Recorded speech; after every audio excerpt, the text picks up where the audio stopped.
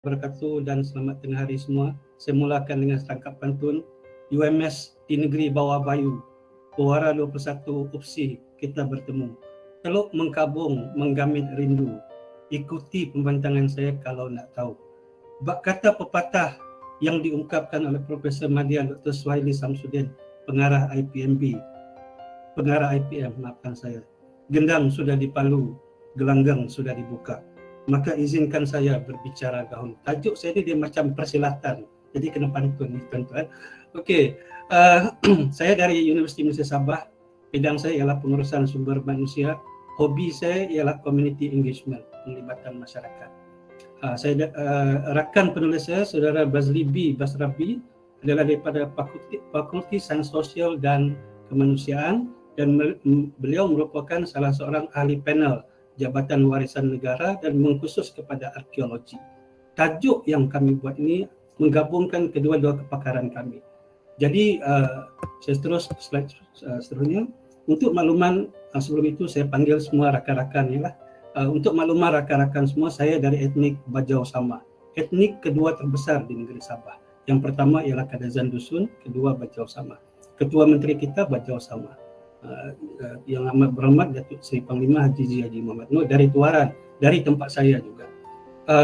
Suatu ketika dahulu Teluk Mengkabung dieja dengan nama Mangkabung. Jadi kalau kita nak cari sumber-sumber yang lama-lama, kita gunakan perkataan MANGCABOONG, maka kita akan dapat banyak kisah menarik mengenai sejarah Teluk Mengkabung. Saya membuat kajian ini bukan sebagai seorang ahli akademik semata-mata. Saya membuat kajian ini kerana ini tanah kelahiran saya. Saya berasal dari Teluk Mengkabung, dan di Teluk Mengkabung itu sebenarnya banyak rahsia sejarah yang tersembunyi. Tidak ramai yang tahu kecuali beberapa orang sahaja, termasuk saya sendiri. Jadi kajian sejarah ini sangat signifikan untuk maklumat rakan-rakan semua. Ini adalah Teluk Mengkabung di Tuaran, Sabah, Teluk Mengkabung. Yang bertanda merah ini ialah kampung kelahiran saya, Kampung Melalin, Tuaran. Mengkabung pusatnya yang kawasan ini, di kawasan Mengkabung. Okay. Di Mengkabung ini memang sudah dikunjungi oleh para pelancong dari luar negara, tetapi tidak ada satu sistematik pembangunan yang melibatkan komuniti secara keseluruhan. Jadi hasrat saya dan rakan saya membuat kajian ini supaya way forward masa akan datang, penglibatan komuniti yang menyeluruh itu dapat dilaksanakan untuk menjayakan program pelancongan negara lah, yang mana sekarang ini melalui bubble tourism kita masih lagi berusaha untuk membangunkan pelancongan domestik supaya nanti bila koridor kita ini boleh dikunjungi oleh pelancong asing, kita mempunyai banyak perkara-perkara baru yang boleh kita sajikan untuk pelancong negara. Ini adalah gambar Teluk Mengkabung, Kampung Mengkabung sekitar tahun 1949. Saya dapatkan imej ini dari Facebook. Sebelah kiri inilah sekitar 49, sebelah kanan ialah sekitar 70-an, 80-an. Ini adalah pemandangan Teluk Mengkabung dari helikopter. Saya dapatkan bantuan seorang rakan untuk merakam Teluk Mengkabung. Untuk maklumat rakan-rakan semua, ini adalah kawasan kampung saya yang saya tandakan tadi ya, tempat saya lahir, dan memang rumah saya rumah atas air. Ini adalah pusat kepada Teluk Mengkabung dan dipanggil kampung. Terdapat beberapa buah kampung di sini, tapi inilah pusat kepada Kampung Mengkabung. Di sekeliling ini ialah kawasan perindustrian. Ya, kawasan perindustrian. Terdapat banyak pulau-pulau yang tersembunyi dengan sejarah yang saya akan kongsikan dengan rakan-rakan semua. Masalahnya pertama ialah cabaran ekosistem. Apa yang berlaku ialah saya tidak tahu kalau di tempat lain pengurusan rumah atas air itu bagaimana. Tetapi apabila di Teluk Mengkabung itu masih terdapat komuniti yang suka membuang sampah lah. Suka membuang sampah tanpa menggunakan sistem yang telah disusun atur dengan baik. Akhirnya apabila air surut, longgakan sampah terdampar di tepian air. Dan saya dapati juga melalui pemerhatian saya, sebab saya lahir di sini. Saya lahir tahun 69 di kampung ini. Melalui pemerhatian saya dan perbualan saya dengan orang-orang kampung, kelihatannya seperti Teluk Mengkabung ini mengalami pencemaran, ya, akibat daripada aliran sisa dari industri. Kemudian apabila berlakunya pencemaran ini, maka pupusnya plankton. Plankton ini adalah makanan hidupan laut, di mana bila pupusnya terganggunya ekologi itu, maka akan wujudlah ikan-ikan pemangsa seperti ikan badukang dan lain-lain. Jadi ia sedikit sebanyak memberi kesan kepada mata pencarian bulu kampung. Kalau rakan-rakan pernah mendengar di televisyen, melihat di televisyen beberapa tahun lepas kalau tak silap, kisah sekumpulan remaja melawan buaya. Di sinilah area dia. Remaja kampung Mengkabung yang melawan seekor buaya untuk menyelamatkan kawan mereka di kampung Layan di sini ya. Dan kekhawatiran kami melakukan kajian ini ialah kami tidak mahu satu hari nanti sungai di Teluk Mengkabung ini menjadi sungai mati. Bayangkan rakan-rakan, khazanah kita tidak diurus dengan baik. Cabaran yang kedua ialah cabaran sosioekonomi. Untuk maklumat rakan-rakan, ini adalah kawasan reclaim area, dahulunya adalah kawasan rumah atas air. Dan masyarakat etnik Bajau Sama ini, pencarian ini dalam bahasa Bajau, kalau bahasa Melayu ialah mencari pendapatan. Kalau bahasa Bajau etnik Sama kami sebut mencari pencarian. Dan rata-rata dari sejak zaman dahulu sehingga sekitar tahun 50-an begitu, komuniti di kampung ini adalah nelayan tegar. Dan suatu ketika dahulu, apabila seorang itu dari keluarga nelayan, mereka lah keluarga paling kaya. Disebabkan analogi itulah, maka pendidikan itu tidak begitu dititik beratkan. Akhirnya berlaku jurang pendidikan, di mana anak-anak generasi baru ini ramai yang tidak mempunyai pelajaran yang baik dan berlakulah krisis pekerjaan. Bayangkan rakan-rakan, sudahlah masalah ekosistem, masalah pengangguran, peluang pekerjaan itu telah tertutup. Inilah masalah yang ingin saya utarakan. Ini adalah pemandangan Mengkabung sebelum tahun 2008. Yang tadi itu gambar yang ini ya, kawasan perumahan ini. Tapi 2008 kawasan perumahan di Mengkabung itu telah dinaik taraf. Jadi apabila ini berlaku, kesannya adalah mengancam ekologi, sisa pencemaran, krisis pengangguran, dan kita risau masyarakat generasi akan datang lupa sejarah. Sebab Teluk Mengkabung merupakan sebuah teluk yang sangat unik dan mempunyai sejarah yang masih tersembunyi, di mana kami melihat bahawa selain daripada ekopelancongan berteraskan ekologi, kita juga perlu memanfaatkan pelancongan yang berteraskan warisan sejarah. Dan warisan sejarah ini salah sebahagian ini ialah dalam bahasa Inggeris disebut dark tourism.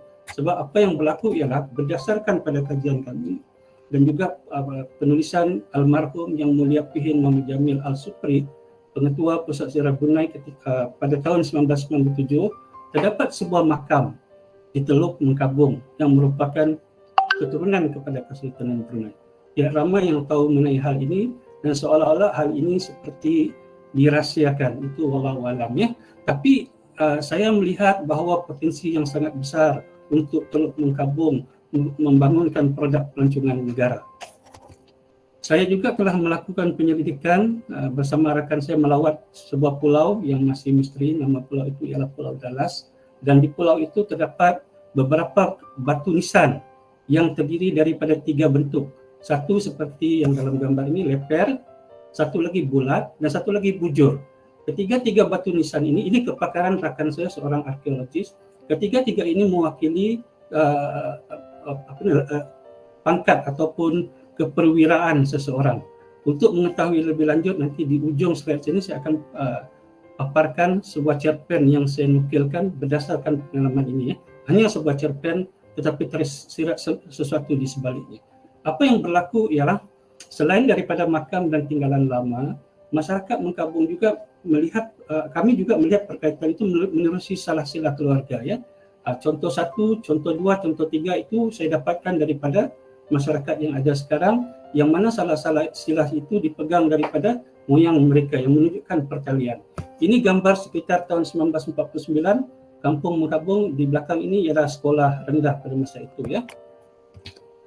Jadi teori yang saya gunakan ialah resource based view theory by Bani 1991 ataupun dalam bahasa Melayunya ialah pandangan berasaskan sumber yang menonjolkan Mengkabung sebagai mempunyai produk yang sangat unik, tidak ada di mana-mana, tidak sukar untuk ditiru, dan ianya perlu diambil sebagai satu peluang untuk menjadikan Teluk Mengkabung sebagai pusat ekopelancongan berteraskan ekologi dan warisan sejarah yang tiada tolak bandingnya. Jadi metod ataupun kaedah penyidikan yang saya lakukan sebenarnya pada tahun 2016 terdapat selama 70 orang pensyarah membuat khidmat masyarakat CSR, membersihkan kubur-kubur lama di 2 pulau di kampung itu. Dan daripada lawat itu saya telah mengedarkan soal selidik, saya akan tunjukkan selepas ini. Dan baru-baru ini saya buat lagi satu soal selidik dalam kalangan masyarakat Mengkabung itu sendiri mengenai harapan mereka kepada potensi Teluk Mengkabung sebagai kawasan ekopelancongan. Ini adalah gambar tahun 2016. Saya ada menulis artikel mengenai program ini, dan ini adalah hasil dapatan. Ini adalah saudara Bazri B, rakan penyelidik saya, seorang arkeologis, dan dia merupakan ahli panel Jabatan Warisan Negara. Di belakang ini ialah Pulau Belut Melanga, banyak makam di sini. Manakala yang Temenggung Amirul Fazal Raja Tua Mengkabung, saya sengaja tidak sebut namanya tadi, di sebelah sini. Jadi daripada dapatan yang kami lakukan, saya bandingkan daripada penduduk itu sendiri dan daripada tetamu luar, ada persamaannya. Cuma yang uniknya, kalau rakan-rakan lihat di sini, ini dapatan daripada penduduk kampung. Penduduk kampung bukan tidak tahu bahawa ada rahsia sejarah, tapi itulah sikap masyarakat Teluk Mengkabung, suka berahsia, termasuklah diri saya sehingga ke hari ini. Dan kalau kita lihat di sini, tetamu luar melihat bahawa sejarah itu sangat berpotensi. Jadi ini antara dapatan yang saya kupas dalam artikel saya lah.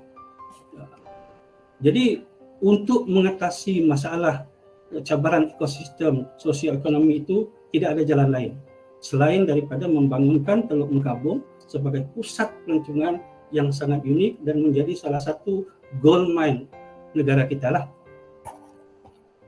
Kesimpulannya, dalam gambar ialah ahli Dewan Undangan Negeri Pantai Berdalit di mana kawasan Teluk Mengkabung, Tuan Jasni Haji Dayak, yang juga merupakan pembantu Menteri Kewangan Sabah.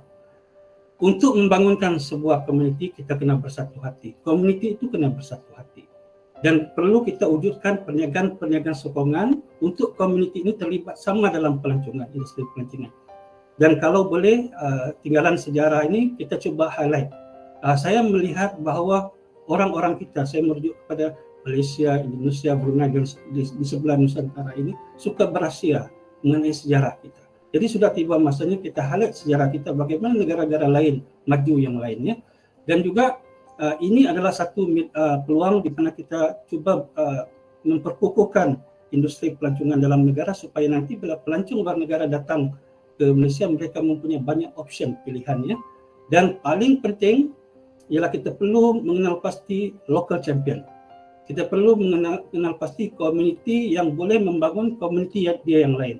Local champion, tokoh pemimpin, bukannya ketua kampung, bukannya pengurus JKK, dan bukannya ahli Dewan Undangan Negeri ataupun yang berhormat.